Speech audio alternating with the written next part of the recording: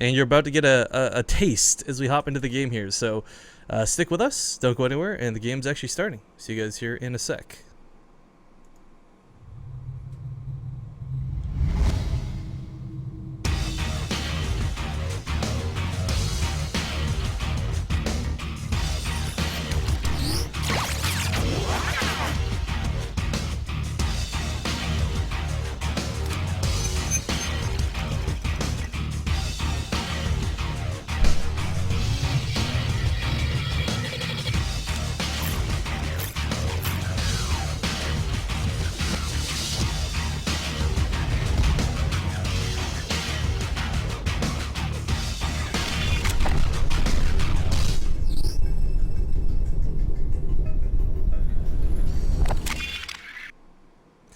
Man, that map intro puts mine to shame. I feel like I've been drawing with crayons this whole time, and I just took a first look at Picasso over there. But we're actually ready to go here. Just let me set up the overlays and stuff. It's slightly different than what I'm used to, but it looks like we are good. So, spawning here in the lower left corner of the map to start the day off on a fake Deimos clan. It is the Red Zerg player. Oh no, someone's hanging out. Amagad! In the upper right, as the blue Zerg player, it is Mavis. I guess. Mavis? It sounds like a bad name, like that you'd give your child. It could be Mavis. Alrighty then, if you say so. I didn't really think the name was that out of the ordinary in context with like other StarCraft2 names. Really, like Mavis? Like, what does it sound like? It's where like there's like a show or something where the woman's named Mavis and she's just like, you know, the typical nerd or whatever. That just sounds like an old lady name to me. Like, Mavis, well, did you take your pills? It's the same. Like, it's kind of the same thing, right? Like, Agnes is an old name, but you don't name your child that anymore. Okay, well, sure. Names aside, guys. Again, this is Copa America. Welcome one and welcome all. There's about a $15,000 prize pool being distributed amongst the players throughout this entire tournament, and this is more than like one day. This is gonna be Thursdays, Fridays, and Sundays for several weeks to come. So you're gonna get a good taste for a lot of your favorite players. Of course, these are the qualifiers. So let's be honest, we're gonna see some not great players. We're gonna see some really good players, and we're gonna see who comes out of this first qualifier alive. Now we do have a pretty, I'd say, average game starting out here. These are just regular old 15 pool firsts, granted not hatch first, but still nothing too out of the ordinary just yet. No. Looks like neither of these guys are the type to set off a best of three in a aggressive fashion. I got a little bit of a drone snipe over there. Double teamed. Yes, quite. You don't usually see someone try and block with the drone, but I suppose if you're scouting, then why not?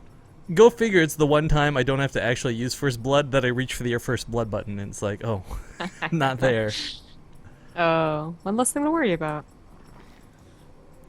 Well, is this gonna be like the round robin? Like everybody's gonna lag once or twice? He might be gone for good. Yeah, this guy's timing out there hard. Yeah, usually after like the 40-second, like they're gone. Cool. Well, how's your day going, Zombie Grub? Are you having a wonderful evening? I am. Thank you. Actually, my day was started off pretty nice. We had that awesome Ace Your Team Story Cup match this morning, which was really nice on our own channel. Then we got to mosey on over yonder this way to dance around a little bit with Copa America. That pretty much sums up my day. I hate lag screens when nothing's going on, because if this was like a little bit more, like let's say the hatchery was late, let's say gas was on the way, you could start getting excited, you could get hyped, you could be like, oh, let's strategize what speedlings versus not speedlings. But sadly, not the case. Amagad had actually gone for an earlier gas than Mavis. But gas is open. Oh, okay, actually he's gonna take his gas later. Yeah. Yeah, he's taking it later. So he's going to be approximately like 80 gas behind, which still isn't that big enough of a timing window to really take advantage of it, unless he makes the mistake of going out with slowlings, which you usually don't see. Well, we do see Amagad. That name. I can't say that name without like, Amagad. Amagad does have more than 100 gas, so sometimes you'll see players pull off the 3, you know, go for those speedlings early on, or at least try and ramp their economy up for the time being, but he's continuing to mine gas, which could really lead to one of two things. One, possibly banelings, and if I could be honest, that's what my fingers are crossed for. It's my favorite way to watch this matchup play out, banelings and zerglings colliding left and right, but alternatively, this sets him on the pathway for tech, for roaches, and he may just end up playing the longer game, just the slower, longer game. Yeah. We've seen some builds that have very, very early layers. I'm talking like speed and then immediately 100 after a layer. So like right now, I mean, it's the fast you can do, but that's not going to be the case. And he's picking up an awful lot of gas, not doing a whole lot with it quite yet. He might choose what to do after this Ling dies. A little annoying. There we go. That is not his bailing us. Okay, so Mavis, of course, Mavis is clicking on that gas, and okay, all right then. Anyways, so Mavis is clicking on that gas and saying that's a lot more gas taken than just for that speed. I think that you're going to be aggressive to me. So he does a spine crawler and a baneling nest, but Amagad isn't thrown down. There we go. Finally, something. Baneling nest goes down. Alright, so again, for him, this could be reactionary, just like the prep of the follow-up, but we do see drones at the moment, not continued Ling production, so this really doesn't feel like he's setting up to do anything too heavy aggression, but when he sees this many Lings out of his opponent, that may change his mind. Yeah, immediately starts making a couple more Lings. Yeah. Of course, he didn't get a good scout off on that natural. He might have seen barely the baneling nest, but he didn't see the spine crawler. And usually the spine crawler is a good indication that even though your opponent has, you know, more Lings than you, he's not actually going to do anything with it. Those are, you know, paranoia Lings, kind of that back and forth of, I think you might be attacking, you know, I think you might be attacking. Well, we do have quite a few banelings morphing in, but there's really not a lot of zerglings coming. He did cancel a couple. I actually like that a lot. Yeah. Of course, you can see how many Lings are on the way with these overlord positionings. That's what's so important in ZVZ. And, you know, only seeing this many. I'm sorry, there's a lot of funny deaths in StarCraft2. I think the two best ones, of course, are going to be anytime a ghost dies or anytime a spine crawler kills something. Because it just, like, whips it behind it. It's just like, get out of here! Doesn't really make much sense. They poke forward, but they whip behind. Right? It's like the counter... I don't know. They're ranged, but they're melee. Spine crawlers are an abomination is what they are. Now, there are a couple banelings coming in home for Amagad, so he's not going to be completely destroyed by this attack. But Mavis, of course, could always make that one big mistake. We've seen some of the best players in the world throw countless Lings away into a baneling. Like kind of what just happened. Yeah. Could have been worse. 5 Lings for 1 baneling. Yeah, yeah, it could have been all of his Lings. That was worse. That's a better trade. Amagad. He's kind of fishing right now, sending him one at a time. This time Amagad does have his control up, so he's not going to lose that second baneling. Yeah, I remember a ladder game where I got like 6 of these in ZVZ, and the guy just told me to stop. It's funny. It's not fair. I can't micro as fast as you can micro. Well, it's pretty much it. You know, I don't know. I guess he's like platinum or something, but I thought it was funny because he was good natured about it. Well, Harvester count is pretty even for the time being, guys. They did kind of stop making drones right around the same time as one another. We do see Mavis starting to drone up a little bit behind this, but, you know, we're getting a little bit excited for drones, banelings, and all these wonderful things, but realistically, he's got a Spire on the way, and banelings, you know, they're cool, they're great, they can still do damage while Mutalisks are in play, but they're significantly limited. You can't be caught in the middle of the map. You'll lose all your banelings before they can attack anything, and the Mutalisks are so good at sniping them. And, wow, this is going to be a bit of a throwback. We got Spire versus Spire. It just feels like everything Mavis does is like maybe 10 seconds behind his opponent. Yeah, but look at the gas. What's up with that? Right, so what I think was happening too while this was going on, Amagad was probably not paying attention to the geysers. He may have like built a couple. I actually don't remember if he saturated them or not during that sort of baneling phase. So, I mean, right now, Mavis is going to be able to pop out with so many more Mutalisks than his opponent. And Amagad is still spending gas on more banelings. Yeah, so this becomes a little important. The third base is absolutely key in Muta versus Muta wars. This is, I don't know who's going to win this, but it seems to be kind of an even trade. But yeah, so pretty much if your Spire is later, well, maybe you can make up for it by taking down the third. If you don't have enough gas, your opponent has twice as much, which is the case right now. Amagad could force Mavis to make, you know, an overreaction of banelings to make up for that, something like that. He's got to do something though, because his Muta count is going to be low. I don't know. I don't know. You get on out of here, little guy. Okay, so Mavis right now, he can't really win the Ling fight, but again, like you pointed out, it's not really what he's focused on. It's going to be the Mutalisk war that he's going to absolutely dominate with. One? Is he just rallied incorrectly? Is I that think another so. one? I think so. That may be the case. Let's check the hatcheries. Nope, they're both rallied correctly. Okay, but Okay. Okay, but look at this. This is the difference. Okay, but look at this. This is the difference. There's +1 weapons. I don't like that Mavis has gone for the weapons upgrades. It's been proven time and time again that it is Carapace that's superior, but a big part of why he's going weapons, guys, is because he doesn't know that his opponent's going Spire as well just yet. He's going to have more Mutalisks regardless. Plus, look at that bank he currently has. Yeah.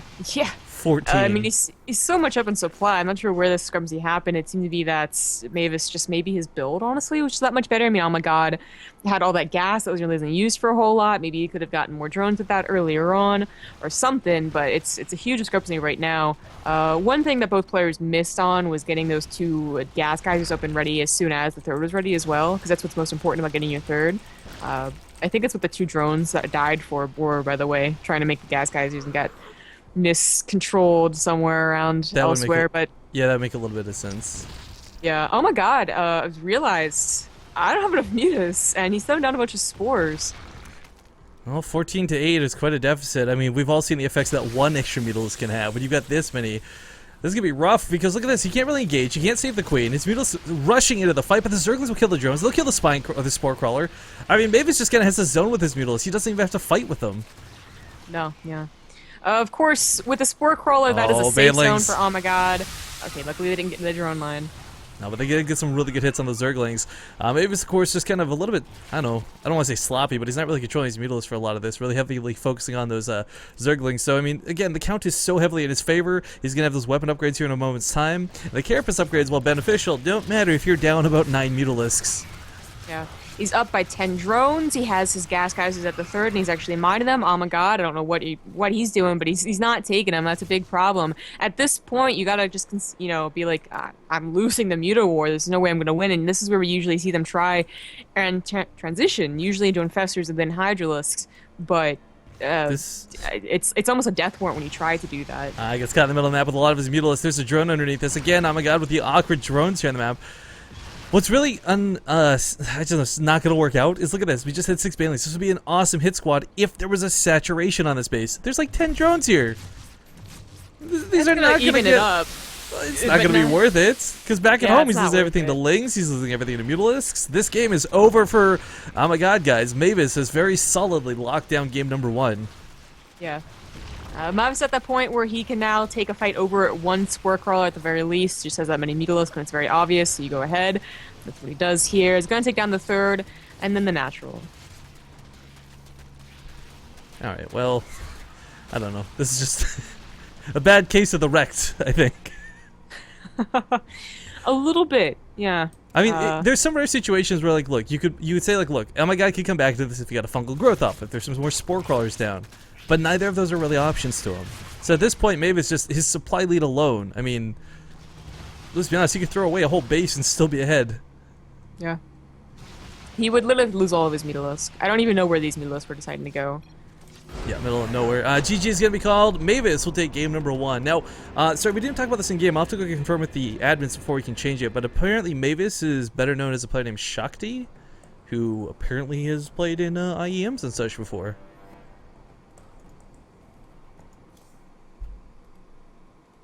I'll go double check to make sure that's cool beans for us to change the name up there.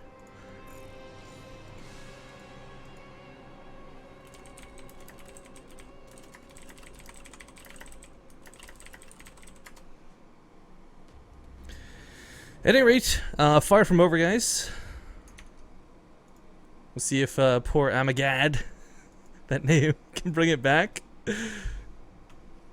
I don't know. I can't help but say the name with a really dumb grin on my face. I can't say it without... Well, that and I can't say it without, like, saying it kind of louder than normal. Like, you could read Mavis, but you can't read, like, Amagad. It has to be like, Amagad! I just keep thinking of that one, like, short-lived meme, which is like, oh my God. Ermagerd? Dude, that's not short-lived. That still goes on. It's immortal. It was one of my favorites. Like, oh my God, Heart of the Swarm. Oh my God, goosebumps. Ermagerd. Alright, so they're telling me I should have Shakti's name in the overlay, so I'm gonna go replace that real quick. Before we get into this next game. Well, wow, we get into this next game. There's so many folders and ways to do this. Player name? No. Player name, there we go. Mavis should read as Shakti.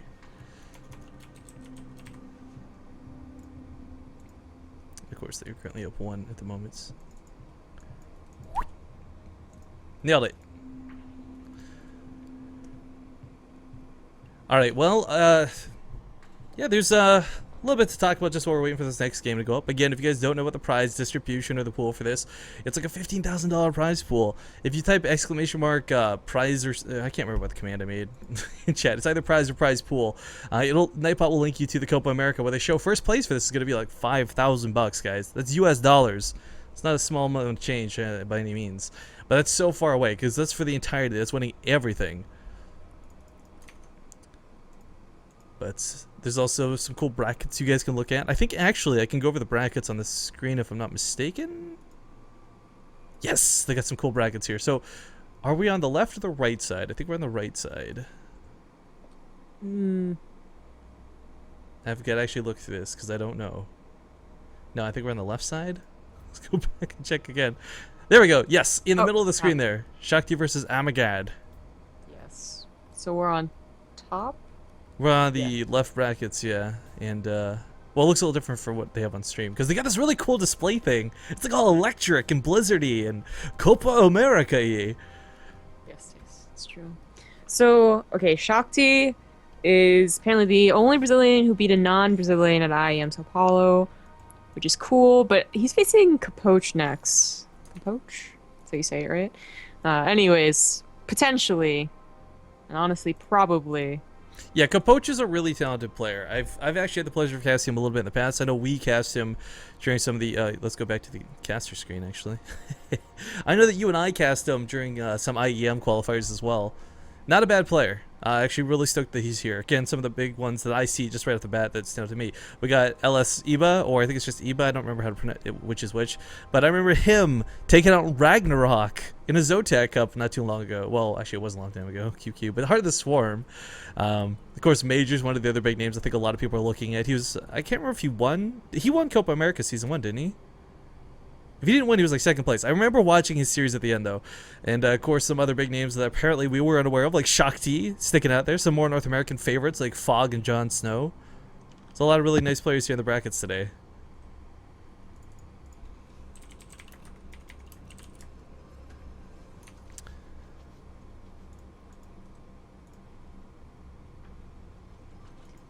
You guys want me to move my stage camera over? You're gonna have to leave that alone. My webcam doesn't center any better than this. I tried. That's why I normally have a green screen, guys. You don't see the crap behind me, and I can crop it out, and it gets like all shrunken in. And when I gotta do full screen stuff like this, you can see the magnificent world behind me, which is just like a really dirty, messy room.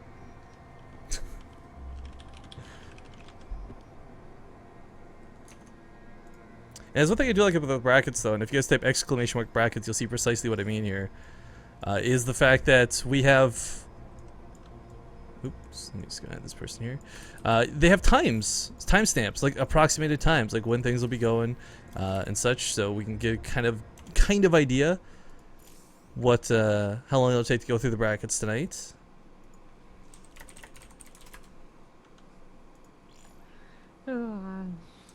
As we're just currently waiting for an invite to the next game. Yep.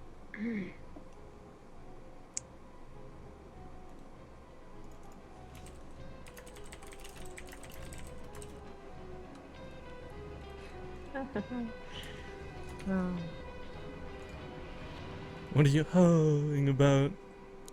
Searched up the Amagad meme. Uh. Giggling.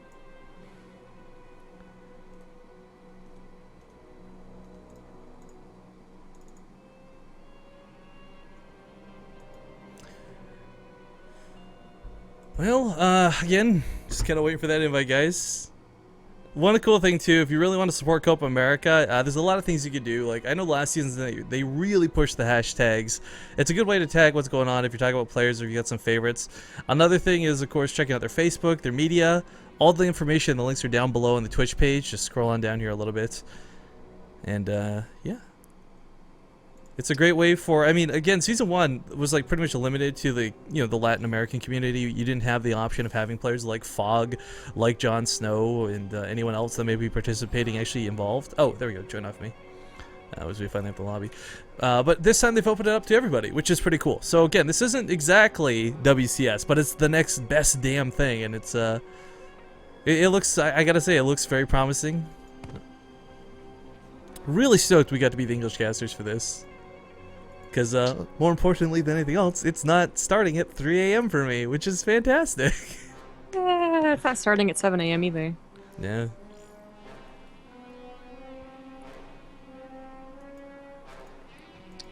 Cat. Good cat. But looks like we're about ready, guys. Habitation Station will be the next map. Oh man, they got like such a complicated way of playing out these map intros, but they're so cool. Again, maybe you should actually look at these. You should totally on the stream like leave it open, because Coyote, the guy who did ours, I guess also did theirs. By the way, because I saw him lurking in chat earlier, Coyote, you're so lazy. I totally saw some of our footage in like the generic map intro for this. Gosh, dude, can't you be original? No, I seriously spent like a good half hour watching every single map intro because they're so well done. Coyote is seriously like the best video guy related to StarCraft 2, just like period. So the fact that they got him involved with this was a big plus. But here we go. Countdown has begun. Habitation Station on the way, guys. Stick around. We'll see you again here in a sec.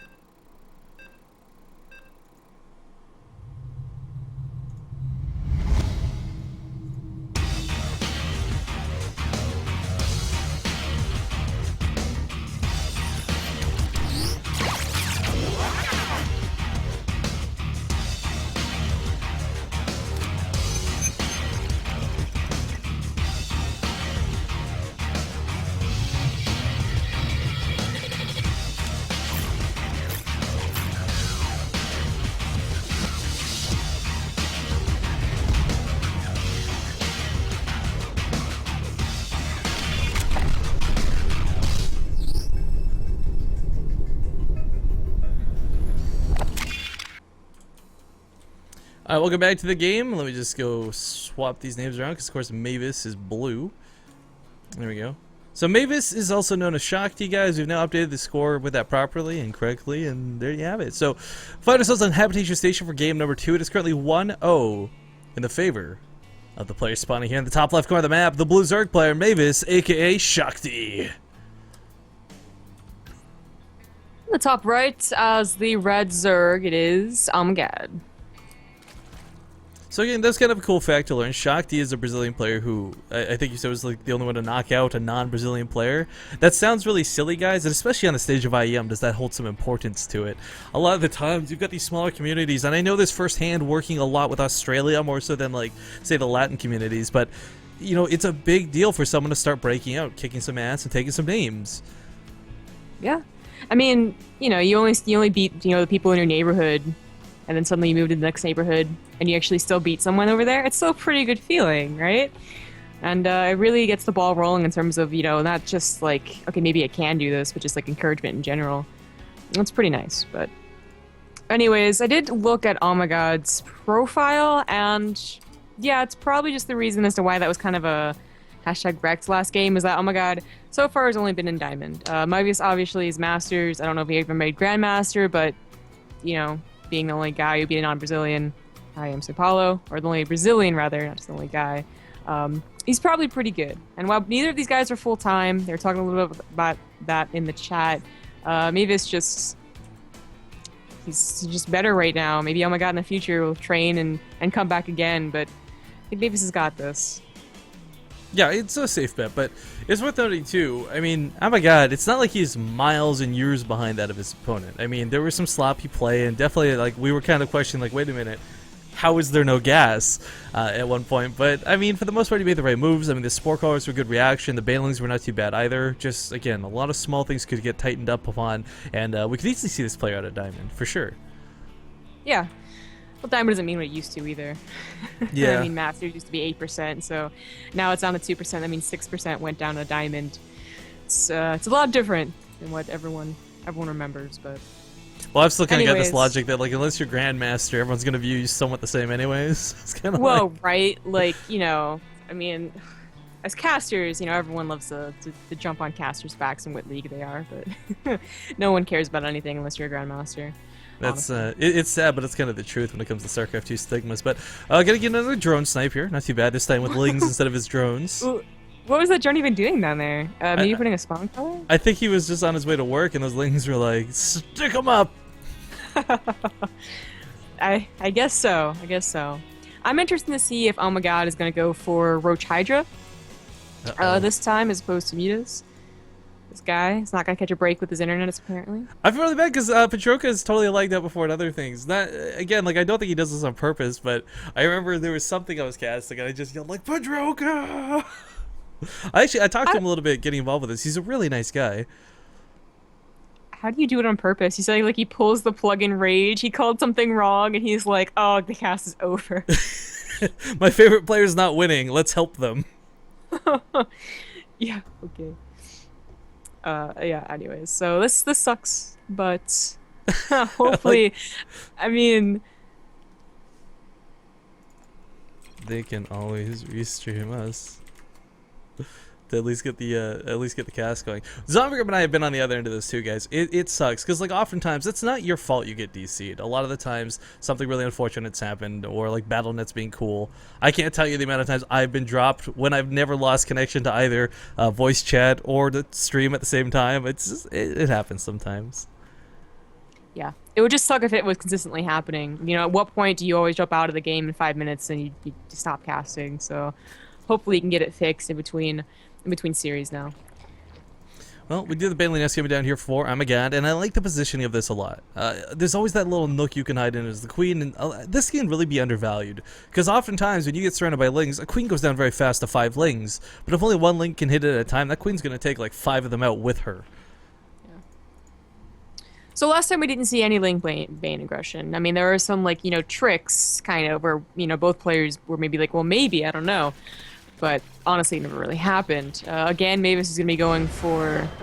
Okay. Okay, I don't speak Spanish, but I think that was go recover from replay. I'm going to say that's true. Alright, well, fingers are crossed that that's the case. The thing is, though, it's so, I don't know, early into it. It's not going to be too devastating for either player to do this. It's a lot different when you have to like stop the momentum of players who are like 30 minutes into Mutalisk versus Mutalisk, right? Yeah, that's for sure. Well, give them a moment to get the lobby back up, and we'll hopefully get back in there. Our next match on the English stream, apparently, though, guys, will be Jon Snow versus Sixth Element. Whenever that's ready to go. Oh, I can't wait to cast that one. Lilu Dallas. Lilu Dallas multi-pass. Big bada boom. No, you know what the one line from that movie I remember more than any other is? Check on good.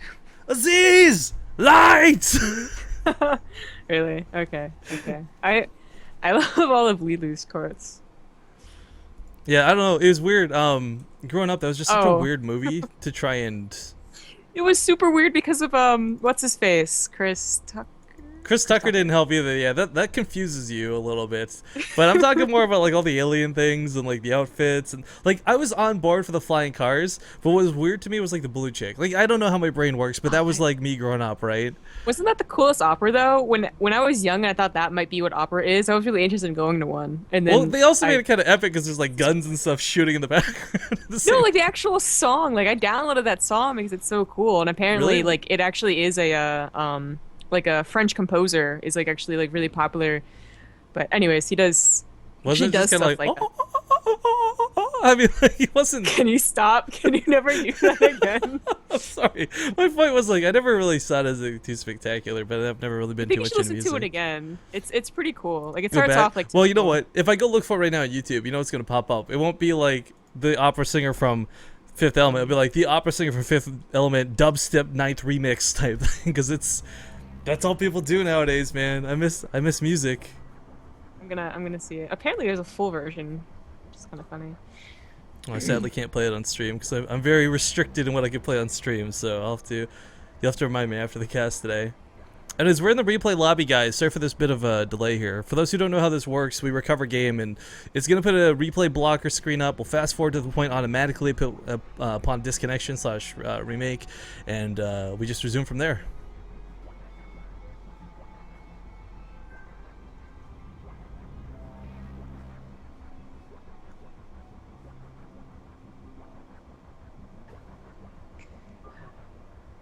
Rifkin, the facial hair is amazing. These are called mutton chops, and I really don't want to keep them any longer. Mutton chops. I really like. I'm basically stuck between either I'm gonna keep these and buy like suspenders and go for the full look, or I'm just gonna shave them off and be done. Please don't go for the suspenders. I mean, like, it's really tempting. I mean, like, get like the bowler cap to go with it too. Start talking with a British accent, like a real Cockney one too. Can you get a cigar? Oh, we man! need to have mutton chops though. All right, we got the resume game going underway. Let's get into this. Oops, no, I don't know what that was. Pretend that button didn't happen, guys. Click the wrong one. But so those, for those who don't know how this goes, basically there'll be a big like Kerrigan's face. The game automatically fast forwards behind this. Yep, and then players will just automatically be set back to where they were. So there's no chance for them to see the observer overlay. There's no chance for them to look and see what was going on the map or see things that they shouldn't have been able to see, like build orders. It puts them directly, basically, back in the seats where they were, and we just, again, resume like normal. Yeah. You know what I think the single most big thing I'm looking forward to in getting involved with Copa America is? Casting major. No, well, okay, a little bit, but not having to cut up VODs because it's not my channel. Oh my god, you guys have no idea how relaxed I am just knowing that I can just cast. But okay, it looks like everyone's here. Looks like we're good to go. I gotta put the names back up. Did I just cancel that? Hang on. I don't want to troll, but what's going on here? Wait, what? Petroka left? What? Petroka left. Didn't we remake 4 Petroka? I don't understand.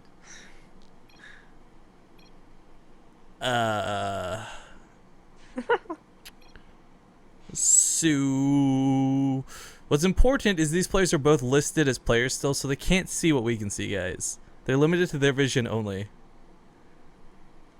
Are we remaking again, I guess? I guess so. I don't. Okay.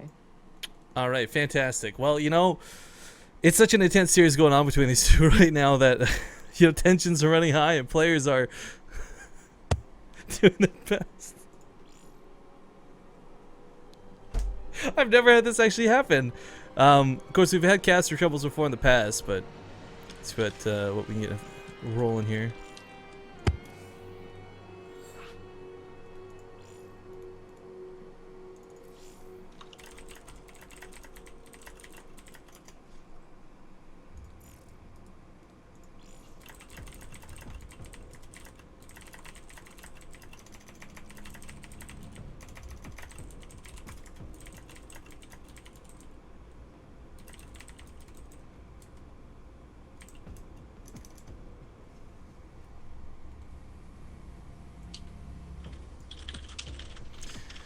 Okay, so the admin says there won't be any more remaking.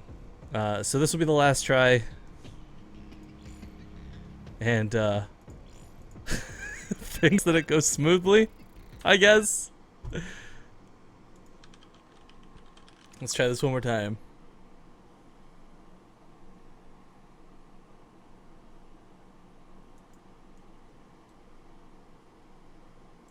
Whoa, I see we're all over Rifkin's fashion style here in chat right now. How should become a lumberjack? I'm just a lumberjack and I'm okay. I sleep all night and I work all day. I've never heard that. What? It's like a Monty Python thing. Oh, well, that's why. You don't... Zombie Go, were you... I've seen it, but I didn't like it that much. Which one? Which one? Cause... Oh, the Holy Grail and also Spamalot. What? I saw Spamalot live. It was like the best experience of my life. And you didn't like Holy Grail? I might have enjoyed Spamalot if I could flip and hear anything. I hate plays. Dude, man, bro, Zombie Grub. Ah. I'm sorry, I can't work with you anymore. This is like the last straw. Like, I can understand some of the things we've argued about in the past, but not like in Monty Python. I don't know. You've just... It's not even like... Your mother and I aren't even mad. We're just disappointed. Oh, okay. I didn't know. Alright, so where we're at in the game, guys, we come back into the resume replay. We got some Baneliness down. We got some Banelings on the way. We got Spinecrawlers coming up for each of these players. It's completely within the realm of possibility that if you've got a Spinecrawler and 2 Queens, you can micro down enough Banelings that they really should never cause any damage to you, unless there's an excess of like 10 or 12 available. And that's not the case currently. So with perfect defense, Amagad and Shakti both should be able to hold against whatever their opponents throw at them for the time being.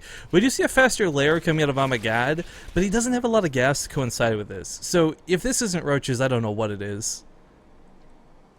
Yeah, as we can see, Mavis is again going for 3 gases, so that puts him to a total of 4, and a lair, just a little bit later. So I think he's going to go for Meatless again. It worked out for him last time. I do hope he starts not rallying his overlords to the middle of the map like this.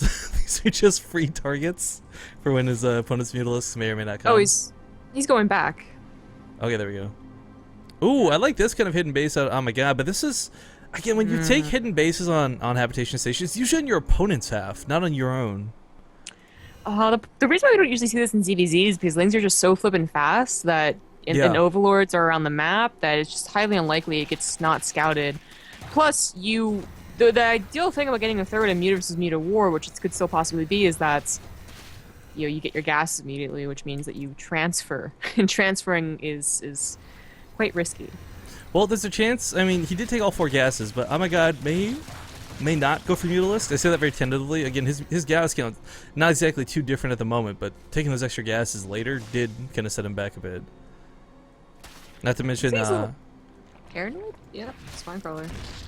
I was gonna say, not to mention Mavis' his own third though. He's gonna have his gases up in a much more safer fashion.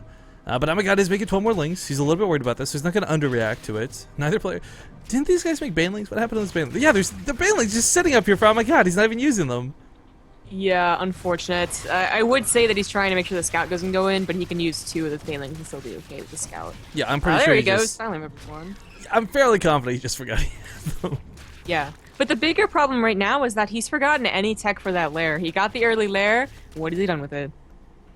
That's a good point. Yeah, the Spire's completing here in a moment's time for Mavis, and this is going to, again, play so heavily into nice Baneling connects in the middle of the map, first off, but... Oh my god. Amagad is, you know, he's not going to have any Baneling control. The Mutalisk will snipe him off. He's not going to be able to leave his base, but more importantly, he's not going to have Spore Crawlers down in due time. He's not going to have Infestation Pit to go for Infestors in any real time. I think right now he's really focused on the Zerglings, and that's not what he should be focusing on. Yeah. The time where you could overpower them with more Lings and then, like, you know, have a later Spire be okay, way past. And he's not even overpowering with Lings. Yeah, his Ling count's only just barely that better of Mavis's, but again, that could be easily swapped out if a couple good Banelings connect, and that's been what's been happening thus far. Yeah. Yeah, when the Mutalisks come out, and there are 14 this time, I mean, usually we see, like, maybe 8 to 10. That's as much gas they can really bank up. The 14's a lot. We would probably see any other player. Oh, wow, that's so cool. Oh, the first one's, like, decent. Yeah, it wasn't amazing. But as the fight pursues here, he's got to be careful because he knows his impending death is coming. So, again, Amagad has got Mutalisks to deal with on one side, Banelings on the other. There's just no great scenario here for him. Oh my god, he's thrown out a bunch of Spore Crawlers, though, and even...